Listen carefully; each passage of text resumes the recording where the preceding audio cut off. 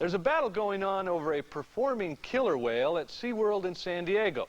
Some people want Corky, whose stage name is Shamu, to retire from show business and return to her family in the wild.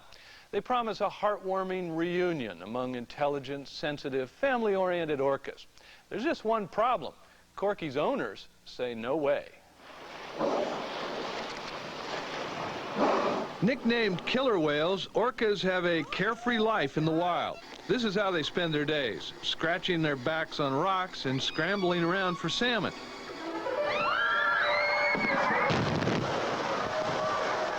And this is how killer whales spend their days in captivity.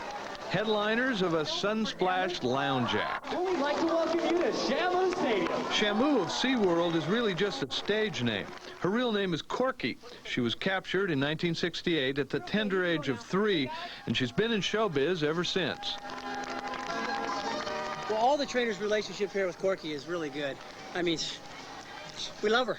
All of SeaWorld's love has not stopped protesters from picketing the place, demanding that SeaWorld allow Corky to retire and be allowed to return to the wild to live with the orca family she was taken from 2 decades ago. There we go. There you get a good look at her. Saying they have the best interests of Corky at heart, SeaWorld has said no. They are home. They're with their family. This is their family here. She's been here 25 years. Corky's true family is out here, alive and well in Blackfish Sound.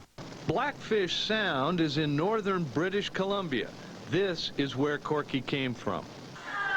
Ah, great. Dr. Paul Spong lives in Blackfish Sound, studying orcas as they swim by his underwater microphones. It's 1:13 p.m.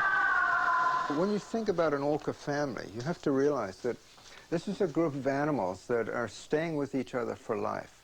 Corky's family has been identified by the distinctive dorsal fins that were photographed at the time Corky was captured.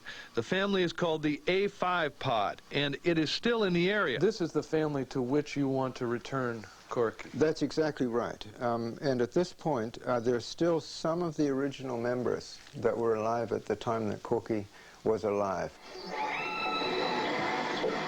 In addition, the A5 pod speaks a distinctive and unique dialect of the orca language, a dialect that researchers confirm Corky still speaks. Consequently, the family and Corky may be able to communicate if reunited.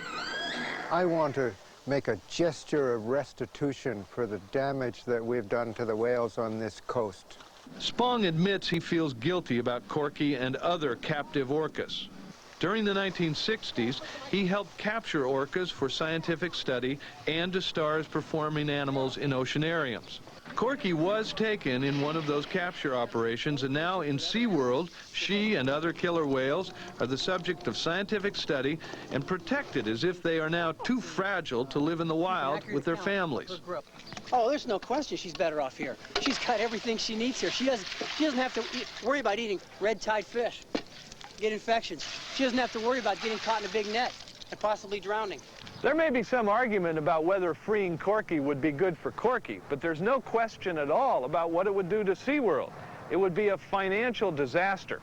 Killer whales are the company's logo, and here at SeaWorld in San Diego, Corky is the main attraction. The ice cream guy. Some 4 million people a year pay to see Corky, and at nearly 25 bucks a head, that pencils out to something around $100 million a year. Despite the obvious, SeaWorld insists Corky's true value is as an object of important scientific study.